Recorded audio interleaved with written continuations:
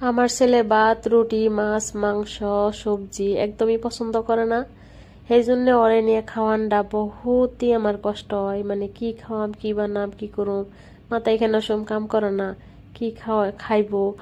ফল ফলমূলটা একটু পছন্দ করে, কিন্তু খালি পেটে তো ফলমূল সব সময় খাওয়ান যায় না, কিছু খাওয়াই তো খাওয়ান লাগবো।